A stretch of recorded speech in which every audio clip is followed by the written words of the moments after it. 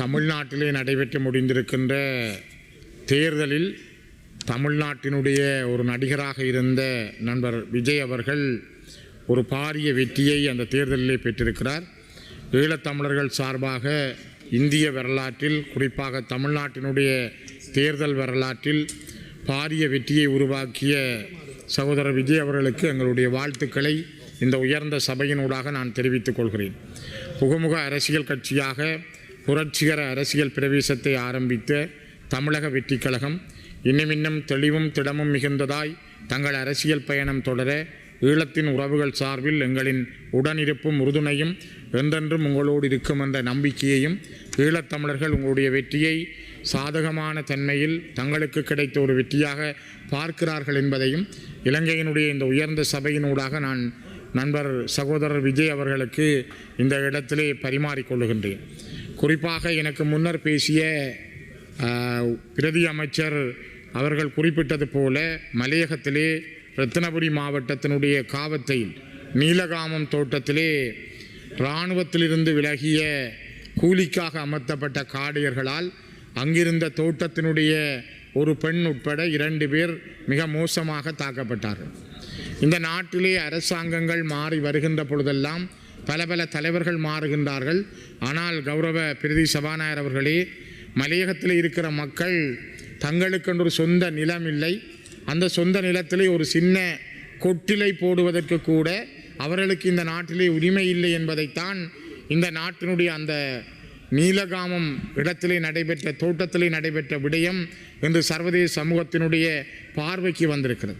அதிலும் குறிப்பாக சமூக வலைத்தளங்கள் உறவுகின்ற இந்த காலகட்டத்தில் தான் இந்த செய்தி வெளியிலே வரக்கூடியதாக இருந்தது.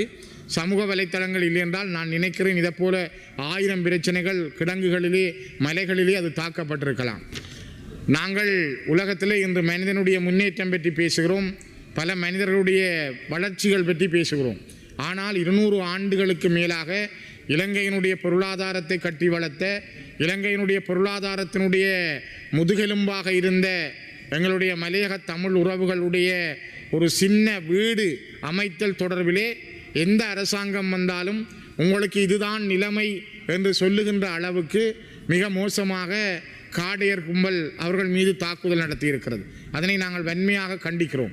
குறிப்பாக அந்த மக்களுக்கு நீதி கிடைத்து, சொந்த நிலம் கிடைத்து, சொந்த வீடுள்ளவர்களாக மலையகத்திலே வாழுகிற தமிழ் உறவுகள் வாழ்வதற்கான ஒரு வழியை இந்த அரசாங்கமாவது செய்யுமா என்ற எதிர்பார்ப்பை நாங்கள் கொண்டிருக்கிறோம்.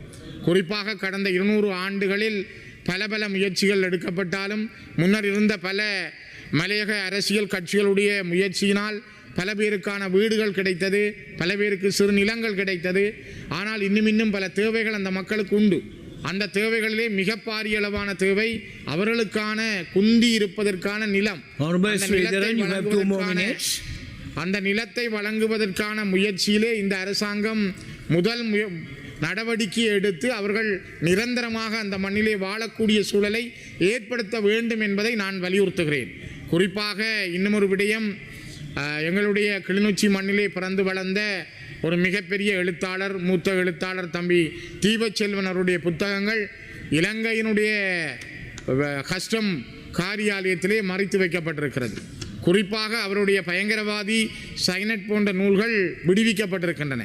ஆனால் அதே நேரம் எழுத்துக்களின் மூலம் நான் போராடுகிறேன், இன்னும் இங்கு 2 தேசங்கள் உள்ளன என்ற 2 நூல்களுக்காக அவருடைய அந்த நாவல்கள் தடுத்து வைக்கப்பட்டு இப்பொழுதும் அங்கே கஸ்டம்ஸ் ஆஃபீஸில் இருக்கிறது. குறிப்பாக இந்த தேவை ஏன் இந்த அரசாங்கத்துக்கு ஏற்பட்டிருக்கிறது? இந்த நாட்டில் எழுத்துரிமை ஏன் தடுக்கப்பட்டிருக்கிறது? தமிழ் மக்கள் மீது ஒரு வலிந்த யுத்தத்தை நடத்தி அந்த யுத்தத்தை நியாயப்படுத்துவதற்காக கோத்தபாயாவை புகழ்ந்து பாடியவர்களுடைய புத்தகங்கள் எல்லாம் இந்த நாட்டில் தாராளமாக உலா வருகின்றன. அவருக்காக புகழ்ந்து பேசுகின்ற அது தமிழ் எழுத்தாளர்களாக இருக்கலாம், சிங்கள எழுத்தாளர்களாக இருக்கலாம். அரசாங்கத்துக்கு புகழ்ந்து பாடினால், கொலைகளை நியாயப்படுத்தி எழுதினால் அந்த புத்தகங்கள் உலாவுகின்றன.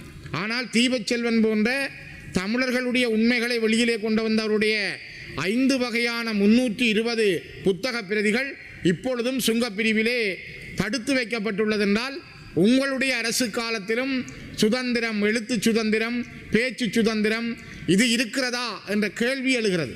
கௌரவ பிரதி சபாநாயகர் அவர்களே, ஒரு முறை திரும்பி பாருங்கள். நீங்கள் பழைய அரசாங்கங்களை பேசுகிறோம், பழைய அரசாங்கங்கள் மீது நீங்கள் குற்றம் சொல்லுகிறீர்கள். பழைய அரசாங்கம் நியாயமாக நடக்கவில்லை, ஜனநாயகம் பேணப்படவில்லை, சுதந்திரம் வழங்கப்படவில்லை என்றெல்லாம் சொல்லுகிறோம். ஆனால் இதே அரசாங்கமும் இதே பாணியை இப்பொழுது மேற்கொள்ளுகிறது என்பது தீபச்செல்வனுடைய தெளிவாக தெரிகிறது. எனக்கு ஒரு நிமிஷம் தாருங்கள். எனக்கு முதல் 8 நிமிஷம் ஒதுக்கப்பட்டிருந்தது, நீங்கள் 6 நிமிஷம் என்று சொல்வது பிழையானது. ஆகவே நான் நினைக்கிறேன், இந்த கலாச்சார அமைச்சினுடைய இலக்கிய குழுவும் பாதுகாப்பு அமைச்சும் வழங்கிய பரிந்துரையின் அடிப்படையில் விடுவிக்கப்பட மாட்டாது என்ற ஒரு தோரணையிலே சுங்கப்பிரிவினால் இந்த புத்தகங்கள் தடுக்கப்பட்டிருக்கிறது. எழுத்து சுதந்திரம், இவரின் எழுத்துக்கள் வெளியான தேசிய சர்வதேசிய ஊடகங்களின் கண்ணியத்தையும் கூட இது பாதித்திருக்கிறது. ஆகவே நான் நினைக்கிறேன், இந்த நாட்டிலே மலையகத்திலே காவத்தையில் நடைபெற்றிருக்கிற நீலகாமம் தோட்டத்திலே நடந்த மிக மோசமான வன்முறையும், இப்பொழுதும் இந்த நாட்டிலே இன ரீதியான வன்முறையும் இன ரீதியான பாகுபாடும் நல்லிணக்கமற்ற தன்மையும் மேலோங்கித்தான் இருக்கிறது என்பதற்கு இவையெல்லாம் நல்ல உதாரணங்கள். ஒரு தையிட்டி விகாரையை அகற்ற முடியாது, அதற்கு பெயர் குறித்து தனியாருடைய தமிழர் காணியிலே வலுக்கட்டாயமாக அமைத்து வைத்துக்கொண்டு அவருடைய நிலங்களை வழங்க விடாமல் தடுத்திருக்கிற அரசாங்கம், நீலகாமம் தோட்டத்திலே சொந்தமாக ஒரு கொட்டில் போட்டு தான் படுப்பதற்கு உறங்குவதற்கு அனுமதிக்காத அரசாங்கம், ஒரு தீபச்செல்வனுடைய புத்தகத்தை வெளியிடுவதற்கு கூட அனுமதிக்காத அரசாங்கம், நீங்கள் என்ன ஜனநாயகத்தை வெளியிலே சொல்ல போகிறீர்கள்? நீங்கள் எந்த வகையான ஒரு உணர்வுகளை வெளிப்படுத்த போகிறீர்கள்? உங்களுடைய காலமும் கடந்த அரசாங்கங்களுடைய காலம் போல் வன்முறையும் துப்பாக்கி கலாச்சாரங்களும் அல்லது இனங்களை மதிக்க தெரியாத சகிப்புத்தன்மையற்ற ஒரு அரசாங்கத்தான் நீங்கள் இருக்கப் போகிறீர்களா என்பதை தயவு செய்து உணர்ந்து கொள்ளுங்கள், திருந்துங்கள். கடந்த காலங்களையாவது பார்த்து திருந்தி இனிமேலும் நல்லிணக்கத்தையும் இந்த இனங்களுக்கு இடையிலான ஒற்றுமையையும் கொண்டு வர ஒரு புதிய முயற்சியை எடுங்கள் என்று நான் இந்த சபையினூடாக வலியுறுத்துகிறேன். டாக்டர் நிஷாந்த் சமரவீர். மேலதிக செய்திகளுக்காக எமது யூடியூப் தளத்தை சப்ஸ்கிரைப் செய்யுங்கள்.